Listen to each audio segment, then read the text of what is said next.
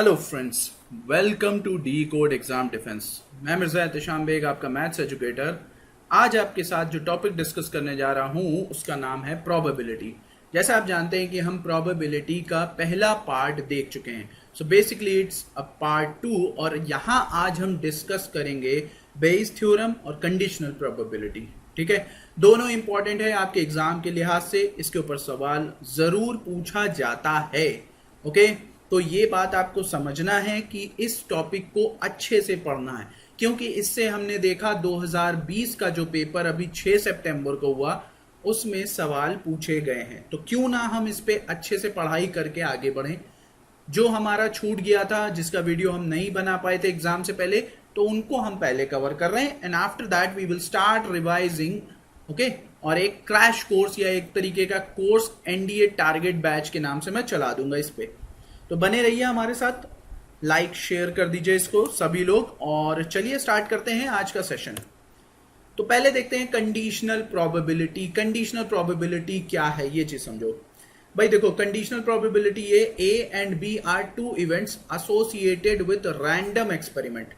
ठीक है, then P A upon B is equal to probability of A occur but B has already occurred. यानी हमें यह बताना है कि ए के अकरेंस होने की, यानी ए के घटना घटने की संभावना क्या है, जबकि बी ऑलरेडी घटित हो चुका है। सिमिलरली बी अपॉन ए होगा तो बी के घटना घटने की संभावना क्या है, ठीक है, प्रायिकता क्या है, जबकि ए आपका क्या है, ऑलरेडी अकर्ड हो चुका है। अब ये फॉर्मूला है आपको, और इसको लगाना कैसे है ये चीज मैं आपको बता देता हूं। ठीक है, सपोज करिए 3 कॉइन्स है, मैं एक एग्जांपल लेके बताता हूं। 3 कॉइन्स हैं जो आपके क्या किए जा रहे हैं, टॉस किए जा रहे हैं। अगर आपने 3 कॉइन्स टॉस किए तो आपकी जो मैनुअल पॉसिबल केसेस हैं वो क्या बनेंगे भाई, या तो हेड टेल टेल बनेगा, हेड हेड टेल बनेगा, हेड टेल हेड बनेगा, हेड हेड हेड बनेगा। तो हेड की सारी प्रोबेबिलिटी हो गई, क्या हो गई, फर्स्ट सेकंड फर्स्ट और फर्स्ट थर्ड। और अब हम करते हैं head, sorry just a minute, यानी हम पूरी इसकी जो है पॉसिबिलिटी बना लेते हैं तो आसानी होगी हमें। ओके, सीक्वेंस से बनाइए तो ज्यादा अच्छा होगा, फर्स्ट सेकंड और फिर थर्ड, उसके बाद फर्स्ट सेकंड सेकंड थर्ड और थर्ड और फर्स्ट। तो थर्ड और फर्स्ट हो चुका है, अब हम बात करेंगे सेकंड और थर्ड की। ठीक है, सिमिलरली टेल में आपका क्या हो गया है, टेल में आपका हो गया फर्स्ट, अब हम बात करेंगे सेकंड की। सेकंड हो चुका है, थर्ड भी हो गया है, तो अब यहां पे बात होगी टेल टेल हेड की। ओके, और टेल हेड टेल की, और एक और बचा टेल टेल टेल। तो कितने हो, 1 2 3 4 5 6 7 8, 8 कुल केसेस बने। अब सपोज करते हैं कि ए के अकर होने की संभावना क्या है, यानी ए के घटना घटने की संभावना, ए इवेंट है एक। ओके, वो इवेंट ये होगा कि एटलीस्ट 2 हेड आए। ओके, और बी इवेंट क्या होगा, बी इवेंट होगा कि लास्ट प्लेस पर टेल आए। ओके, तो अब यहां पे समझो, अगर आप जरा गौर से देखें तो एटलीस्ट 2 हेड का मतलब क्या है भाई, 3 प्लेसेस हैं आपके पास, फर्स्ट पे आ सकता है, सेकंड पे, फर्स्ट सेकंड पे आ सकता है, या सेकंड थर्ड पे आ सकता है, या फर्स्ट थर्ड पे आ सकता है। तो ये तो हो गया only 2 possible cases, but at least में क्या होगा, 2 से शुरुआत होगी, 3 तक जाएगा, ए नहीं होगा, 0 नहीं होगा। ठीक है, यानी 2 से स्टार्ट होगा, कम से कम 2 हेड आने चाहिए, 3 भी आ सकता है। तो एक और पॉसिबल केस बनेगा जहां पे तीनों पे क्या हो, हेड हो। तो 1 2 3 4 केसेस बने आपके इसके। ठीक, अब यहां पे लास्ट प्लेस पे हेड आने, लास्ट प्लेस पे टेल कौन आ रहा है भाई, जरा गौर से देखो भाई, पहले पे टेल आए ना आए, लास्ट प्लेस पे टेल जरूर आए। तो 1 2 3 4, यहां पे भी क्या है, 4 पॉसिबल केसेस। अब यहां पर आप कंडीशनल प्रोबेबिलिटी लगाएंगे, और कंडीशनल प्रोबेबिलिटी अगर हम P of A upon B लगाएं तो क्या होगी भाई आपकी, P of A intersection B divided by, अब देखो जो डिनोमिनेटर में है वही डिनोमिनेटर में आएगा, P ऑफ B, यानी probability of coming of B event. अब यहां पे देखो, एक बार बताओ, अगर 4 और इसमें हम यहां पे कंडीशन लें भाई, हम यहां पे कंडीशन क्या लेंगे, एटलीस्ट 2 हेड आने चाहिए और टेल आना चाहिए लास्ट प्लेस पे। तो भाई एक ही जगह है जहां पे 2 हेड भी आ रहे हैं और टेल आ रहा है, क्योंकि हम इंटरसेक्शन ले रहे हैं, इसलिए हम जो मोस्ट कॉमन पार्ट है उसको सपोज करेंगे। तो सिर्फ एक इवेंट ऐसा है जो अकर करेगा P इंटरसेक्शन B में, और किसके ऊपर, 4 के ऊपर। क्यों? क्योंकि हमेशा जो डिनोमिनेटर में होता है वो B वाला होगा अगर A बाय B है, B बाय A हुआ तो A वाला आकर करेगा। ठीक है, तो यहां पर आंसर जो आपका आएगा कंडीशनल प्रोबेबिलिटी के साथ, यानी P A upon B would be equal to 1/4। ठीक है, ये हमारा सवाल है जिसे हमने आपको करके दिखा दिया। ऑलराइट, चलिए मूव करते हैं अगले सवाल की तरफ। हमारा अब एक एग्जांपल मैंने आपके लिए लिया है। क्या कह रहा है, एक फेयर कॉइन है जिसे टॉस किया जाता है रिपीटेडली, ओके, कई बार।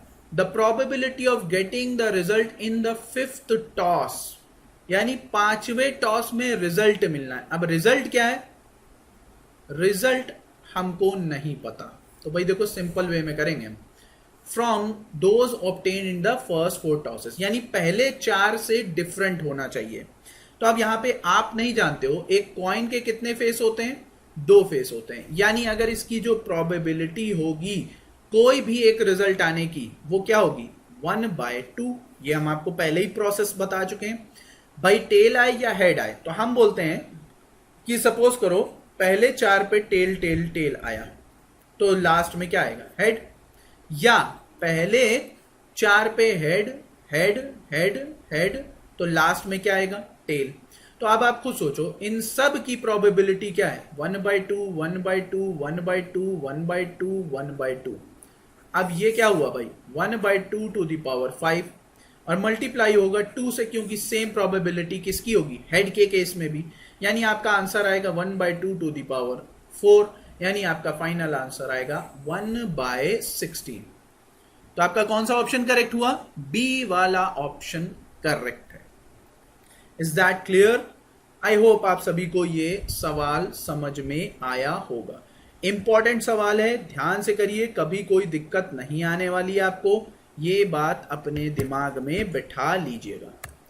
अब देखिए नेक्स्ट सवाल अगर आप देखें क्या कह रहा है, एक कॉइन जो है वो टॉस किया गया, ठीक, एक कॉइन, ये कंडीशनल प्रोबेबिलिटी का केस है, एक कॉइन इज टॉस ट्वाइस, 2 बार टॉस किया, if the coin shows head, अगर कॉइन हेड शो करता है तब ट्वाइस होगा, okay, but if it shows tail a die is tossed, यानी अगर एक टेल आ गया पहली बार में तो वो एक लूडो को फैलाएंगे।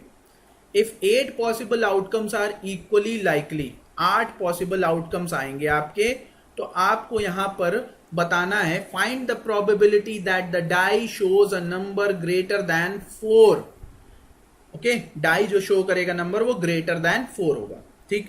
If it is known that the first throw of the coin result in tail, तो यहां पर आपकी कंडीशनल प्रोबेबिलिटी लगेगी, इस बात का ध्यान रखिए, ठीक है। अब यहां पे समझो कैसे इसमें कंडीशनल प्रोबेबिलिटी, कंडीशनल प्रोबेबिलिटी क्या है, सपोज कर लेते हैं ए जो है इवेंट है आपका जहां डाई शो होती है, वो तब होगी जब आपका क्या होगा भाई, वो तब होगी जब आपका क्या फर्स्ट पे टेल आ जाए।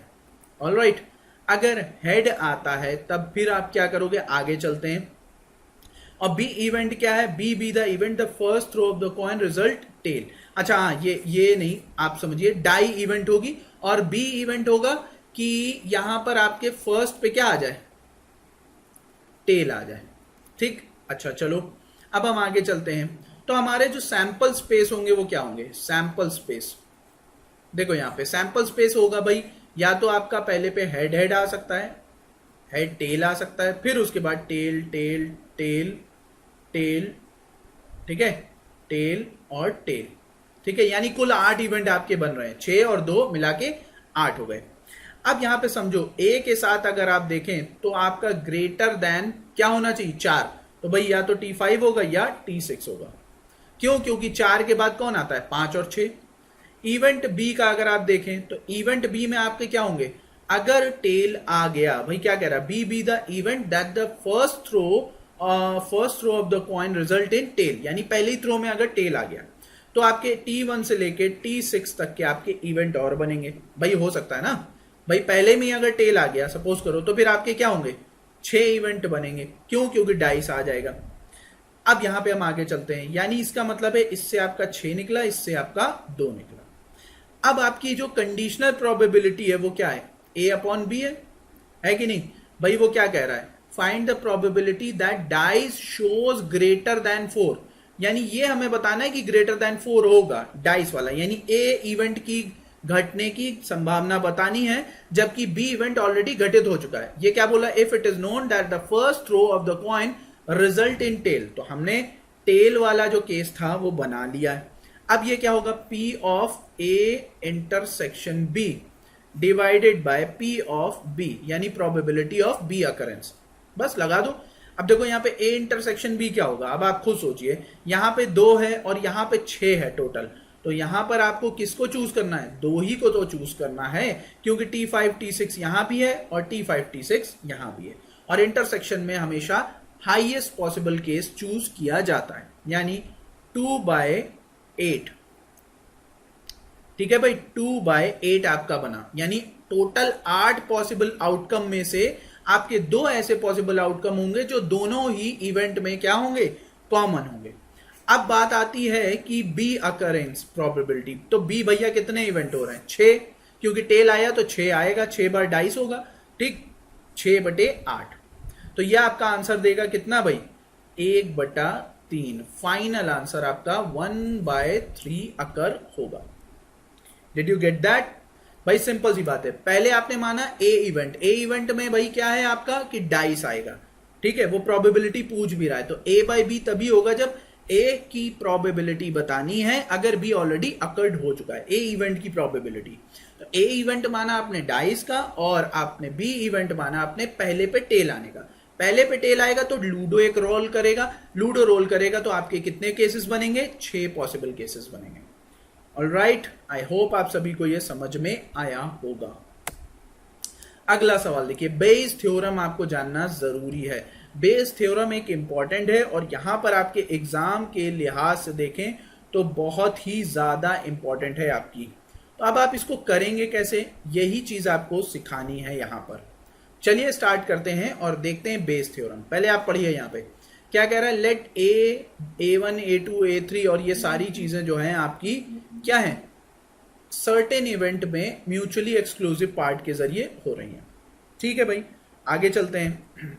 अब उसके बाद अगर हम देखें तो यहां पर आपको क्या कह रहा है, देखो यहां पे कह रहा है कि which are exclusive, let A be an event which occurs with A1, also with A2, also with A3 and so on AN. Then Bayes theorem states that, अब यहाँ पे Bayes theorem क्या होगी, जिस इवेंट को आप अकर कर रहे हैं, Bayes theorem आपकी कंडीशनल प्रोबेबिलिटी की बिल्कुल उलट होती है, ये बात ध्यान में रखिए। ठीक है, कैसे आप बताएंगे, ये सारी चीजें अभी यहाँ पर डिस्कस करते हैं। ओके, तो चलिए स्टार्ट करते हैं। सपोज करते हैं एक बैग है, ठीक है, पहले टोटल प्रोबेबिलिटी जान लीजिए। एक बैग है आपका, सपोज करिए, ठीक है, एक बैग है जिसमें आपका ए बैग है, ठीक है, जिसमें ब्लैक और व्हाइट बॉल्स हैं। सपोज कर लो ब्लैक 2 है, व्हाइट 3 है। सेकेंड बैग है बी, उसमें ब्लैक और व्हाइट बॉल्स हैं 3 और 4। अब आप क्या करोगे भाई, जरा गौर से देखो, वो कह रहा है एक बैग चूज करिए और आप ये बताइए कि जो आप बॉल चूज कर रहे हैं उसमें से भाई आप क्या करोगे, एक बॉल चूज करोगे, उससे पहले आप क्या चूज करोगे, एक बैग चूज करोगे और आप ये बताओगे कि वो बॉल व्हाइट कलर की होनी चाहिए। तो अब यहां पे सोचो, या तो ये इवेंट होगा या तो ये इवेंट होगा। ओके, या तो ये इवेंट होगा या तो ये इवेंट होगा। अब आप करोगे क्या, सपोज करो आपका ये इवेंट हो रहा है, तो अब आप यहां पर सोचिए पहला काम क्या है, दोनों में से एक को बैग को चूज करना। तो अगर आप एक बैग चूज कर रहे हो दोनों में से, तो first is choosing a bag, 2 में से एक बैग चूज करोगे तो 1/2। अब वो बैग में से जो प्रोबेबिलिटी होनी चाहिए बॉल निकलने की वो व्हाइट होनी चाहिए, तो व्हाइट क्या होगी 3/5। टोटल 5 बॉल में से 3 की पॉसिबिलिटी है। या सेम केस होगा भाई, अब आपको नहीं पता ना ये बैग है कि ये बैग है, वो कह रहा है कि एक बैग और एक बॉल चूज करिए, प्रोबेबिलिटी ये हो कि वो बॉल व्हाइट कलर की हो। अब ये व्हाइट कलर कैसे आएगा, 4/7। टोटल 7 में से 4 पॉसिबल केसेस हो सकते हैं क्योंकि 4 पॉसिबल व्हाइट बॉल्स हैं। खत्म कहानी। अब आपके पास 2 इवेंट आ गए, ठीक है, 2 इवेंट आपके पास यहां पर आ चुके हैं। अब आपको यह बताना है कि उन 2 इवेंट में से आप कैसे निकालोगे सारी चीजें, बेस थ्योरम कैसे लगाओगे। अब देखो यहां पे तो आपको पहले बोल दिया कि उसने ये वाली बैग है कि वो वाली बैग है, लेकिन इसका जस्ट ऑपोजिट अगर हम ले लें तो वो बोले कि घटना घट चुकी है। आपको ये बताना है कि वो कॉज क्या है उसके घटना घटने का। यानी अगर मैं बोलूं कि भाई ये बताओ, ठीक है, आपने एक बैग एक बॉल चूज की, ये प्रोबेबिलिटी बताओ कि वो बॉल जो है बी बैग से आई है। अब यहां पे दिक्कत हो रही है कि आपको ये नहीं पता है कि वो बैग की कॉज क्या है। तो यहां पर अभी तक आप जो कर रहे थे, सपोज करिए अभी तक जो आप कर रहे थे, ठीक है भाई, आपने जो इवेंट लिया, सपोज करो ये PE1 था, ठीक है, आपने जो लिया ये PE1 है।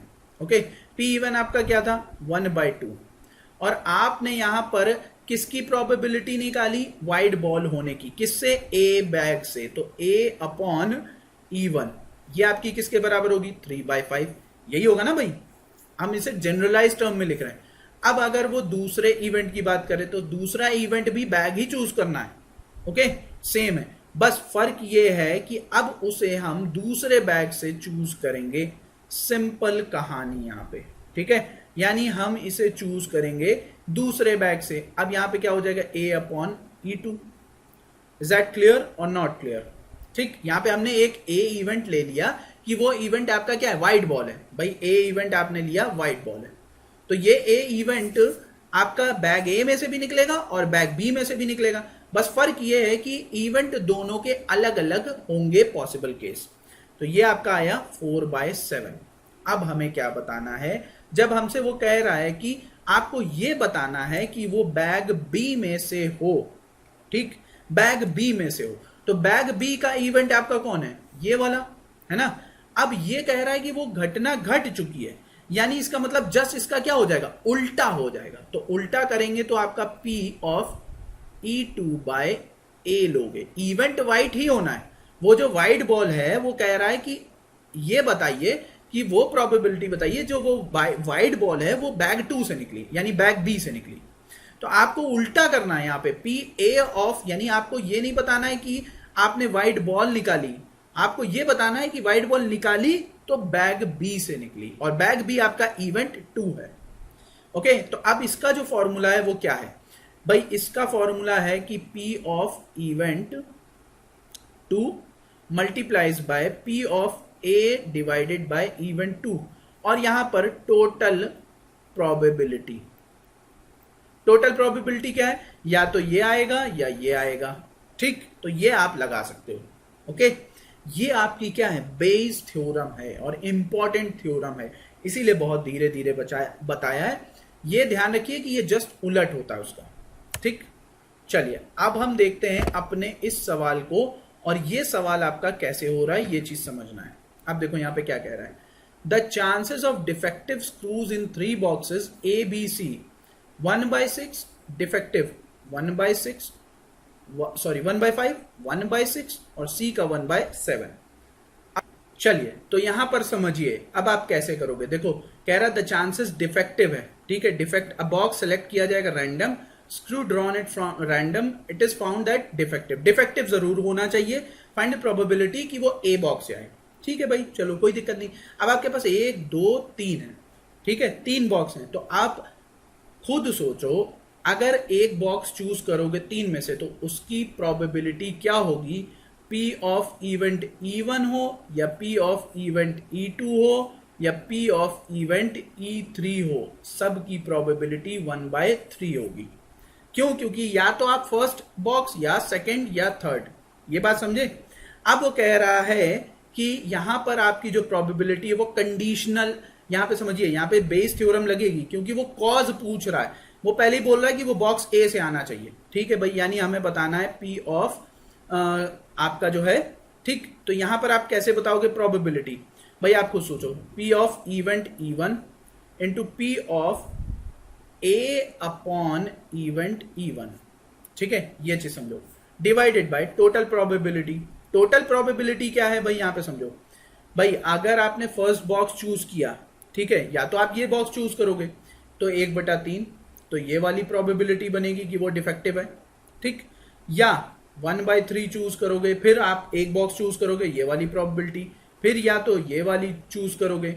अब ये यहां पर क्या हो रहा है, ये टोटल प्रोबेबिलिटी है, ठीक है। और आपको पता है इवेंट अकर किया है फर्स्ट वाला, वो कितना है दे रहा है 1/3 इवेंट। आपने फर्स्ट इवेंट की बात की ना, फर्स्ट इवेंट में ही बॉक्स ए चूज हो जाएगा, और बॉक्स ए चूज होने की प्रोबेबिलिटी 1/5, ठीक। और बाकी टोटल प्रोबेबिलिटी, बस यहाँ पे आपको सॉल्व करना था इसको, और कुछ नहीं। देखो 15, 18 और 21, 15, 18 और 21 यानी 1/3 कॉमन है, 5, 6, 30, 30 और 7 210, यानी 210 यानी कितना हो जाएगा 630। यानी अब आप इसको सॉल्व करेंगे तो आपको आंसर मिल जाएगा फर्स्ट वाला। इसको चेक करिएगा, इजी वे में आपका सॉल्व हो जाएगा। एक बार फिर से समझा दे रहा हूं, चाहे देख लीजिए। भाई यहां पे कह रहा है a box is selected at random and a screw drawn from it is found to be defective. पहले ही बोल चुका है कि वो इवेंट में वो डिफेक्टिव होगा, तो डिफेक्टिव की हमारी प्रोबेबिलिटीज क्या हुई है, दी हुई है। हमें बस बताना है कि टोटल प्रोबेबिलिटी के ऊपर हमें ये कंपेयर करना है। और टोटल प्रोबेबिलिटी क्या होगी भाई, एक बॉक्स चूज करोगे, या तो ये वाला, या सेकंड वाला, या थर्ड वाला, या फर्स्ट वाला, ठीक है। अब फर्स्ट वाला चूज किया तो बॉक्स ए आ सकता है, या बॉक्स बी आ सकता है, या बॉक्स सी आ सकता है, ठीक। लेकिन कंडीशन उसने ऑलरेडी बोल दी है बेयस थ्योरम के अकॉर्डिंग कि वो बॉक्स ए से ही आना चाहिए। अब बॉक्स ए से ही आना चाहिए यानी हमें क्या चाहिए, इवेंट अकर हो चुका है, और वो किसका अकर हुआ है, ए बॉक्स का अकर हुआ है, ठीक है। यानी आप यहां पर लगाओगे पी ऑफ इवेंट E1 और P of A upon E1, simple कहानी आपका आ जाएगा। भाई आपको पता है एक इवेंट का प्रोबेबिलिटी 1/3 और वो ए बॉक्स से हो तो 1/5, सॉल्व कर डालिए, आपका आंसर आ जाएगा। Did you get that? Solve करेंगे तो आपका फाइनल आंसर यही आएगा 42/107। ऑलराइट, चलिए अब हम मूव करते हैं आगे। सवाल है, ठीक, अब ये कैसे करोगे यहां पे समझो। If a machine is correctly setup it produces 90% acceptable items, if it is incorrectly setup it produces 40%। तो अगर करेक्टली सेटअप है तो वो 90% एक्सेप्ट हो रहा है, ठीक, करेक्ट है यानी हम बोल सकते हैं तो 90%, और रॉन्ग है तो 40%। पास्ट एक्सपीरियंस बताता है कि 80% सेटअप इज करेक्टली डन हुआ है। If after a certain setup the machine produces 2 acceptable items, ठीक है भाई, मशीन 2 एक्सेप्टेबल आइटम प्रोड्यूस कर रही है, तो हम क्या करते हैं, इवेंट ए मान लेते हैं। ए जो है इवेंट है जिसमें मशीन एक्सेप्टेबल आइटम्स भेज रही है, क्योंकि ये इवेंट हो चुका है, ठीक है भाई। अच्छा, जो इसमें से B1 होगा, B1 करेगा करेक्ट सेटअप, ओके, अभी इसको पूरी तरीके से दिखाऊंगा, और B2 करेगा आपका इनकरेक्ट सेटअप, ठीक है भाई। अब यहां पे बेस थ्योरम आपकी कैसे लगेगी, वो कह रहा है कि अगर A घट चुका है B1 पे, या तो भाई ए इवेंट तो अकर होगा, एक्सेप्टेबल तो मिलेगी, अब करेक्टली पे मिलेगी कि रॉन्ग पे मिलेगी ये हमें देखना है। तो यहां पर समझिए, अगर आपका प्रोड्यूस, भाई यहां पे क्या कह रहा है कि इवेंट जो है इनकरेक्ट सेटअप है, B2 वाला, और B1 वाला करेक्ट सेटअप है। करेक्ट सेटअप में भी एक्सेप्टेबल मिलेगा और इनकरेक्ट सेटअप में भी एक्सेप्टेबल है, बस परसेंटेज ऑफ एक्सेप्टेबल कम हो जाएगा इनकरेक्ट सेटअप पे। तो अगर हम या तो भाई करेक्ट सेटअप पे होगा, करेक्ट सेटअप क्या है B1 यानी 0.9 यानी 90%। अब एक नहीं 2 आइटम प्रोड्यूस हो रहे हैं, तो एक अगर 90% है तो दूसरा भी 90% होगा, ठीक है। सिमिलरली अब ये इवेंट जो है यानी मशीन जो एक्सेप्ट करेगी, जो आप आइटम से एक्सेप्ट करेंगे, वो हो सकता है इनकरेक्ट सेटअप पे हो, तो आपको 40% मिलेगा, ठीक। यानी आपके पास टोटल प्रोबेबिलिटी हाजिर हो गई। अब यहां पर क्या करोगे भाई, या तो इन दोनों में से कोई एक सेटअप चूज करोगे, ये सीधी सी बात है ना। यहां पे कह रहा है पास्ट एक्सपीरियंस शो करता है कि 80% सेटअप करेक्ट है, ऑलराइट। तो यहां पे क्या होगा, अब आप यहां पर जो इवेंट अकर कर रहे हो वो कौन सा इवेंट है, वो कह रहा है कि सेटअप करेक्ट है, तो करेक्ट का मतलब है B1, किसका इवेंट, एक्सेप्टेबल इवेंट, बस लगा दो। अब यहां पे आपको पता है कि जो आपका एक्सेप्टेबल इवेंट होगा B1 वो 80% होगा कि नहीं होगा भाई। अगर हम B1 इवेंट की बात करें तो करेक्ट सेटअप है तो वो 80% देगा, ठीक है, बोल रहा है 80% करेक्टली डन है। तो B2 जो हो सकता है वो क्या निकल कर आएगा, 20% निकल कर आएगा। ठीक, तो अब आपको निकालना क्या है, B1, यानी करेक्ट सेटअप पर आपको एक्सेप्टेबल मशीन के जो पार्ट्स हैं वो मिलने चाहिए। यानी आपका जो वैल्यू आएगी वो क्या आएगी, यहां पे देखो P of B1 correct setup, और आपका इवेंट अकर होगा एक्सेप्टेबल आइटम्स पर करेक्ट सेटअप पर। ठीक है, और टोटल प्रोबेबिलिटी। बस सॉल्व कर डालिए, आंसर आ गया आपका। आपको कुछ नहीं करना है, यहां पे देखते जाइए। अब देखो यहां पे क्या होगा भाई, B1 आप देख चुके हो ऑलरेडी, कितना है 80%। ठीक है, मैं अब जगह खाली कर देता हूं यहां पे, तब आपको समझ में आएगा। देखो लिख के समझाना पड़ता है इतना, अगर नहीं समझाएंगे तो फिर दिक्कत होगी। अब यहां पर हम वैल्यू देखते हैं। देखो B1 अकर किया 80%, ओके, और यहां पे दो इवेंट अकर हुए 90% और 90% के, डिवाइडेड बाय। अब देखो यहां पे भाई अगर 80% सेटअप सही है, ठीक, तो आपके 90% का स्क्वायर निकलेगा। अगर 20% खराब है, ठीक है, तो आपका 40% का सेटअप आएगा। सीधी सी बात है। जब आप इसको सॉल्व करेंगे तो फाइनल आंसर 0.95 आएगा, यानी ऑप्शन सी होगा सही। सो सॉल्व करिएगा, आंसर आपका आ जाएगा। ध्यान रखिए, आपके एनडीए के एग्जाम में पूछा जाने वाला सवाल है। अगला सवाल, अब यहां पे देखो 6 टेक्स्ट बुक्स नंबर्ड 1 to 6, 1 से लेके 6 तक के नंबर्ड है, are arranged at random arranged होता है। What is the probability that the text book 2 and 3 will occupy consecutive places? अब एक बात समझो, consecutive places का मतलब पता है क्या है, एक के बाद दूसरा होना चाहिए। यानी अगर A है तो B होना चाहिए। एक चीज तो है कि ये दोनों होंगे क्या, टुगेदर। तो अगर ये दोनों टुगेदर हुए तो बचे कितने, 4। अब इवेंट आपने बता दिया कि वो टुगेदर होगा, लेकिन ओवरऑल आपकी पॉसिबिलिटी क्या निकलेगी, 6 नंबर्ड बुक्स हैं, हो सकता है फैक्टोरियल 6 से आए। अरेंज ये इसी तरीके से होंगे ना पॉसिबल केसेस। भाई टोटल 6 नंबर्ड बुक्स को हम अरेंज कैसे करेंगे, अरेंजमेंट ही तो है, कैसे करेंगे, फैक्टोरियल 6 के जरिए। और यहां पर आपका क्या हो रहा है कि वो 2 बुक्स एक साथ आएगी, तो 2 बुक्स एक साथ हो गई तो बाकी 4 बची, तो 4 + 1 को हम क्या मान लेंगे, 5। तो फैक्टोरियल 5 आपका यहां से अरेंज हुआ, प्लस वो 2 बुक्स भी आपस में शफल होंगी। तो यहां पे जो आपका आंसर आएगा वो कितना आएगा भाई, आप देख सकते हैं 2/6, यानी 1/3। बहुत ही आसान सवाल था। और देखिए आपका प्रीवियस ईयर क्वेश्चन भी है, एनडीए 2007 सेकंड। ठीक है, तो ये बात ध्यान रखिए कि आपके सवाल इस तरीके से पूछे जाते हैं। अगला, 3 letters are randomly selected from 26 capital letters of the English alphabet. 3 letter select करना है 3, टोटल है 26। अब देखो यहां पे सैंपल स्पेस तो सीधा सीधा आ गया, 26 C3। अब वो कह रहा है what is the probability that the letter A will not be included in the choice. A को हटा दो तो बचे 25, अब 25 में से 30 आएंगे। सॉल्व कर डालिए, आंसर आ जाएगा factorial 25 upon factorial 3 into factorial 3, factorial 26 upon factorial 3 और सॉरी 22, ओके, फैक्टोरियल 23। यानी आप यहां पे क्या करोगे, 3 का किस्सा खत्म। अब यहां से आपने 26 निकाला तो ये 25 गया, 1 बटा, अब यहां पे कितना आ जाएगा भाई, जरा गौर से देखो, 1 बटा यानी 23/26 आएगा। ओके, 23/26, यानी आपका ऑप्शन कौन सा करेक्ट है, बी वाला करेक्ट है। ठीक है, ये बात ध्यान रखिए। अगला देखिए, ये सब सवाल इजी है इसलिए मैं इसको इस तरीके से करा रहा हूं।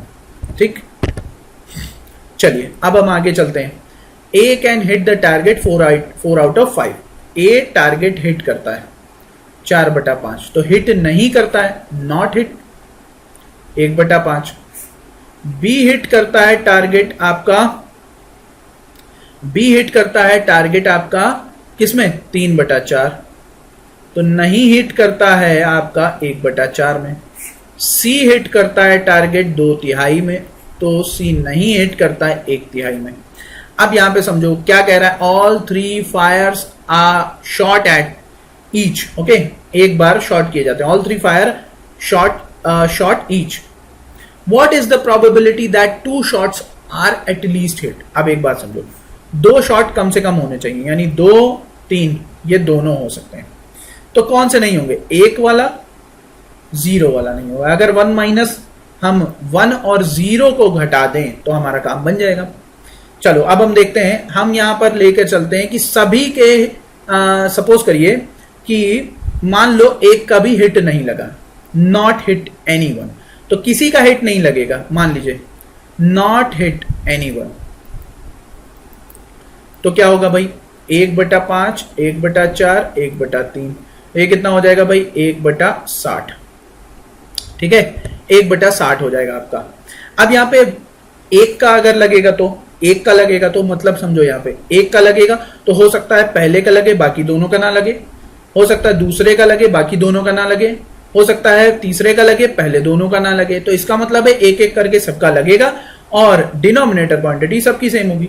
या तो एक बार होगा 4/60, एक बार होगा 3/60, एक बार होगा 2/60, तो कितना हो जाएगा 9/60। चलो ऐसे ही रखते हैं 9/60 रखते हैं, क्यों? क्योंकि यहां पे भी 60 है।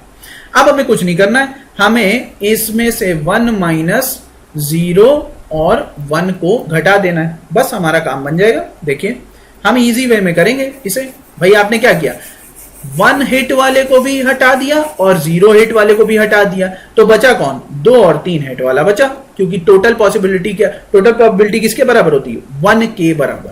तो 1 माइनस, देखो अब इनको जोड़ो 9/60 और 1/60। ठीक है, ये बात ध्यान रखिए भाई, अगर एक का लगा तो 9/60, 0 लगा तो 1/60, 1 माइनस 10/60, यानी ये हो जाएगा 5/6। देखा किस तरीके से सवाल हो रहे हैं, तो ये ध्यान रखिए आप। अब हम बात करते हैं कार्ड्स की। पत्ते तो खेले होंगे सभी ने, चलो पत्तों के बारे में बात करते हैं। 4 टाइप्स के कार्ड आपको दिख रहे हैं, कौन कौन से, club, spade, heart, diamond. Heart और डायमंड आपके दोनों रेड कलर के होते हैं और क्लब और स्पेड आपके दोनों ब्लैक कलर के होते हैं। आप देख सकते हैं हार्ट और डायमंड और क्लब और स्पेड। ठीक है, सबके 13-13 पत्ते होते हैं, तो कुल कार्ड आपके 52 हो गए। एक टाइप के कार्ड की अगर मैं बात करूं तो एस होता है और 2 से 10 तक के नंबर्स होते हैं, जैक, क्वीन, किंग। अब इसमें जो ऑनर्स कार्ड होते हैं जिनके आने से गेम चेंज हो जाता है वो होते हैं एस, जैक, क्वीन, किंग, क्योंकि ये बड़े पत्ते माने जाते हैं। तो ऑनर्स कार्ड आपके हो गए, एक टाइप के कार्ड में 4 कार्ड मिलेंगे, तो चारों के में 16 कार्ड। फेस कार्ड कौन कौन से हुए, फेस कार्ड वो होते हैं जिनपे चेहरा बना होता है, जैसे आपके किंग, क्वीन, जैक। तो एक टाइप में 3, तो 4 टाइप में 12, ये भी ध्यान रखिएगा। ठीक है, चलो पहला सवाल आपका इजी सवाल है, अब यहां से हम कर ले जाएंगे। A card is drawn from an ordinary pack and gambler bets that it is either a spade or an ace। बहुत ध्यान से समझो, एक 52 पत्तों में से आपने निकाला, ठीक है, 52 पत्तों में से आपने एक कार्ड निकाला, ठीक है। A card is drawn from an ordinary pack and gambler bets that either a spade or an ace। अब स्पेड कितने हैं, 13, उस 13 में ऑलरेडी एक एस है, तो जो बचे हुए एस हैं वो कितने हैं, 3, तो कुल पॉसिबिलिटी हो गई 16, 4/13, यानी आपके जीतने की प्रोबेबिलिटी 13 में से 4 है, तो विनिंग की प्रोबेबिलिटी 4 है, तो लूजिंग की प्रोबेबिलिटी 9 होगी। आपसे पूछ रहा है the odds against his winning, यानी 9/4। गेट इट, चलो। The probability of having a king and a queen, देखो एंड का साइन का मतलब होता है मल्टीप्लाई।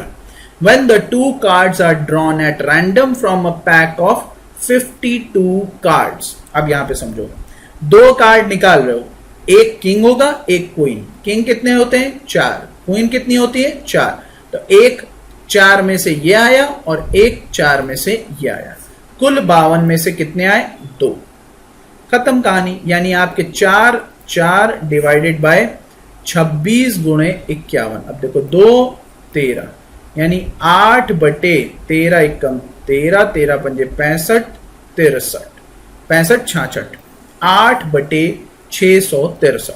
जो टफ वाले क्वेश्चन थे वो मैंने आपको पहले करा दिए हैं, ये बात ध्यान रखिए, इसलिए उसको मैं बहुत धीरे समझा रहा था। अगला चलिए भाई इस क्वेश्चन को देखिए, इस क्वेश्चन को कि आप कैसे कर सकते हैं। ठीक है, इस क्वेश्चन को समझना जरूरी है।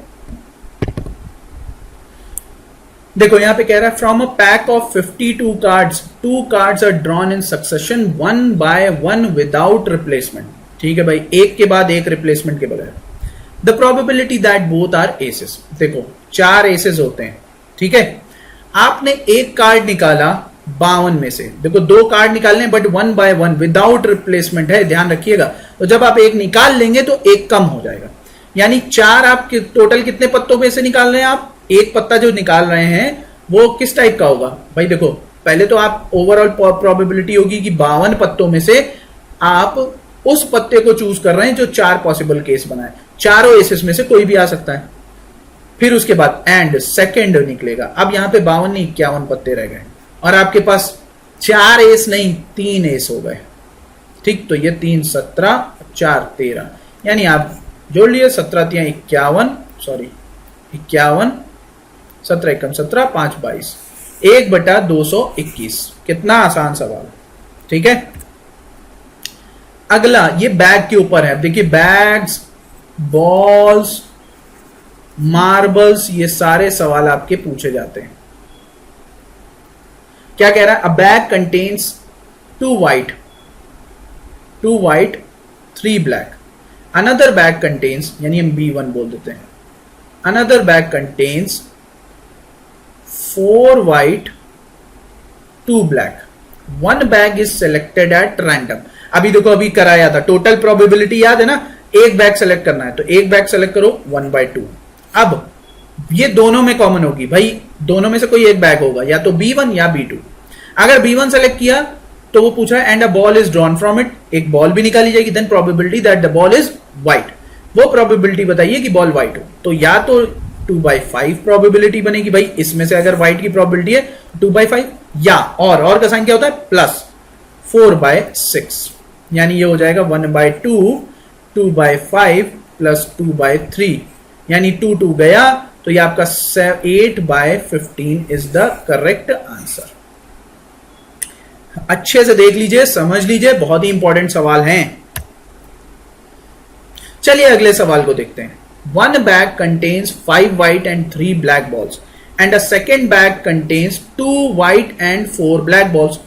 बैग 1 क्या कह रहा है, 5 white है और 3 black है। बैग 2 क्या कह रहा है, 2 white है और 4 black है। 1 ball is drawn from the first bag and placed unseen in the second. उसे देखे बगैर एक बॉल यहां से निकाली गई और उठा के यहां दूसरे बैग में डाल दी गई, और प्रोबेबिलिटी है कि जो बॉल थी वो सेकंड बैग में ब्लैक निकलेगी। ठीक है, जब आपने निकालेंगे उसमें से। तो अब यहां पे समझो, या तो आप व्हाइट बॉल इसमें डाल रहे हो या आप ब्लैक बॉल इसमें डाल रहे हो। तो व्हाइट होगी तो देखेंगे, ब्लैक होगी तो देखेंगे। अब सपोज करो व्हाइट बॉल की प्रोबेबिलिटी बैग 1 से 5/8, आपने जब इसमें डाली तो व्हाइट बॉल बढ़ गई, टोटल बॉल 7 हो गई, पर आपकी केस होता है कि वो ब्लैक ही होनी चाहिए। तो ब्लैक होगी तो 4/7, क्योंकि बॉल्स नंबर ऑफ बॉल्स बढ़ गई। या दूसरी आपने ब्लैक बॉल उठाई, ब्लैक बॉल उठा के डाल दी, तो ब्लैक बॉल की प्रोबेबिलिटी बैग 1 से 3/8 है। एंड जब आपने ब्लैक डाली तो ब्लैक 1 बढ़ गई और ब्लैक अब 5 हो गई और 5 टोटल 7 पर, तो 5/7, यानी 20 और 15 मिलके कितना 37, 20 और 15 मिलके कितना हो गया भाई 35/56। That's a correct answer. Okay, तो आई होप आप सभी को समझ में आई होगी इस क्वेश्चन को। ये गाइस आपके लिए होमवर्क क्वेश्चन है जो मैं दे रहा हूं। आई होप आप सभी को समझ में आया होगा। ठीक है, इसका क्वेश्चन का आंसर मुझे आप कमेंट में डालकर दे देंगे। टिल देन मैं यहीं तक रखता हूं। धन्यवाद, पढ़ाई करते रहिए। एक तरीके का आपका कोर्स स्टार्ट हो चुका है एनडीए 2021 को लेकर। इस बार एग्जाम क्लियर करना है, ये लिख कर ले लो। ठीक है, सब्सक्राइब कर लो, क्विज के लिए ज्वाइन कर लो टेलीग्राम, और इन सभी का लिंक आपका इस वीडियो के डिस्क्रिप्शन में मिलेगा। सब्सक्राइब कर लीजिए इस यूट्यूब चैनल को, जाकर पढ़ाई कीजिए और कुछ भी बाकी नहीं है। CDS एस्पिरेंट के लिए एक इंपॉर्टेंट न्यूज है, अगर टेस्ट सीरीज परचेज करना चाहते हैं तो वो हमारे टेलीग्राम ग्रुप पर आकर हमसे लिखकर बोले CDS टेस्ट, ओके, CDS_test और मैसेज करें. We will definitely be able to provide you that test series soon. हम अपने फाइनल स्टेज में हैं टेस्ट सीरीज लॉन्च करने के. सून NDA 2021 की भी टेस्ट सीरीज आएगी. So keep studying at this channel and keep watching. Be safe. जय हिंद.